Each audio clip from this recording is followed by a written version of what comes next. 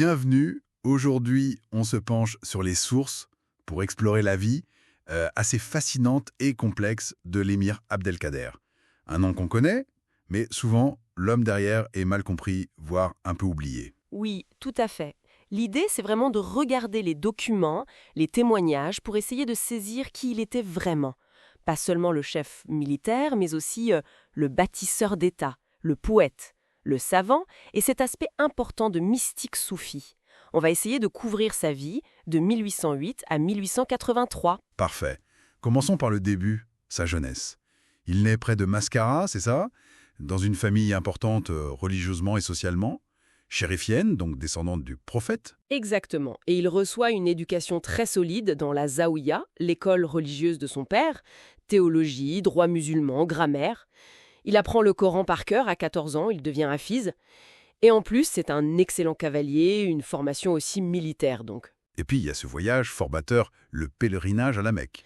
Ah oui, fondamental, entre 1826 et 1829 avec son père. Ils vont non seulement à la Mecque, mais aussi à Damas, Bagdad, Le Caire. C'est là qu'il rencontre des maîtres soufis importants comme Cheikh Khaled al-Naqshbandi. Et des figures politiques aussi, comme Mehmet Ali en Égypte. Ça a dû l'ouvrir au monde. Énormément. Et c'est probablement là qu'il commence à s'imprégner plus profondément de la pensée d'Ibn Arabi, ce grand maître soufi andalou. Ça va marquer toute sa vie. Il rentre, il se marie avec sa cousine Kiera en 1829, et peu après... Peu après, c'est le choc. L'invasion française, en 1830. Comment réagit-il? Lui et son père sont parmi les premiers à organiser la résistance, à attaquer les Français près d'Oran dès 1831. Son père est pressenti pour diriger, mais il se sent trop âgé. Et donc, c'est Abdelkader qui est choisi.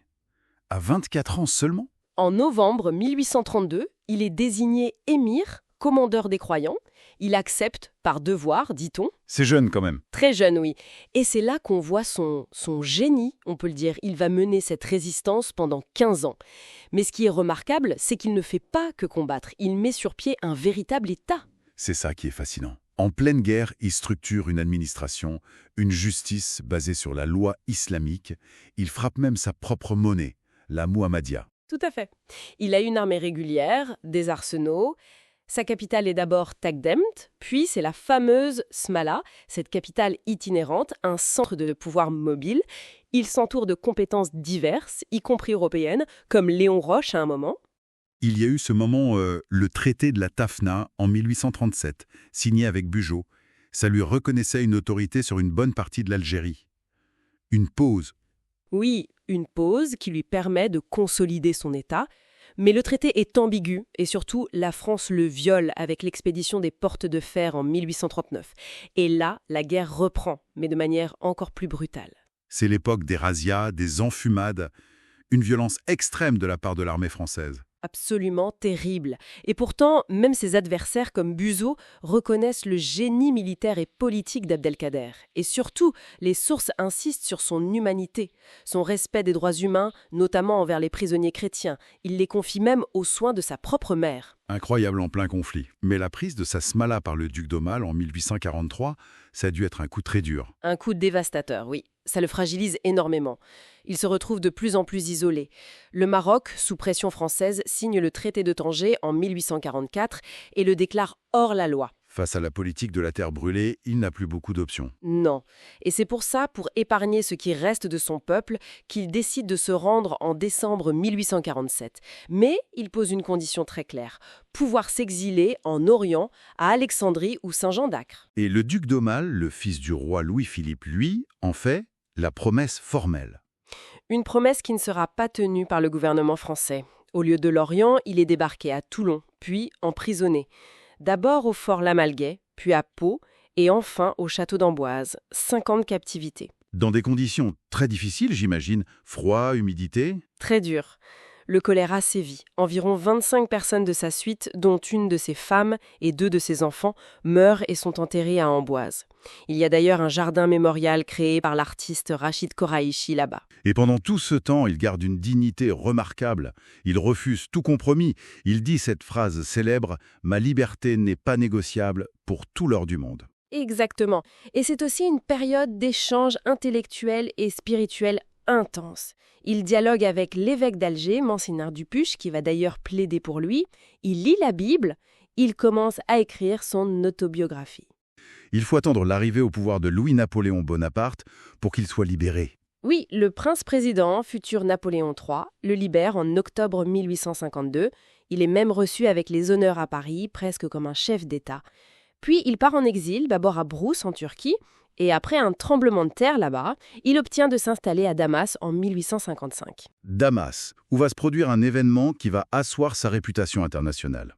L'événement de 1860, oui. Pendant des émeutes antichrétiennes très violentes, il intervient courageusement. Il ouvre sa propre maison, mobilise ses compagnons algériens et sauve des milliers de chrétiens du massacre. Un acte qui lui vaut une reconnaissance mondiale. La Grande Croix de la Légion d'honneur de Napoléon III, des cadeaux d'Abraham Lincoln, des distinctions du pape, de la Grèce, de l'Empire ottoman. Et il explique son geste très simplement, par fidélité à la loi musulmane et pour respecter les droits de l'humanité, les huquq al-insaniya, une notion très forte chez lui. Les dernières années de sa vie sont donc consacrées à l'étude, à l'enseignement. Principalement, oui. À Damas, il enseigne dans la grande mosquée des Umayyads. Il approfondit sa relation spirituelle avec Ibn Arabi, dont le tombeau est à Damas. Il écrit son œuvre maîtresse, le Kitab al-Mawaqif, le livre des haltes, un texte de méditation métaphysique et spirituelle très profond. Et il s'intéresse aussi aux évolutions du monde. Il soutient par exemple le projet du canal de Suez, de Lesseps. Une fin de vie tournée vers la spiritualité et la pensée. Il meurt à Damas en mai 1883. C'est ça, à 75 ans.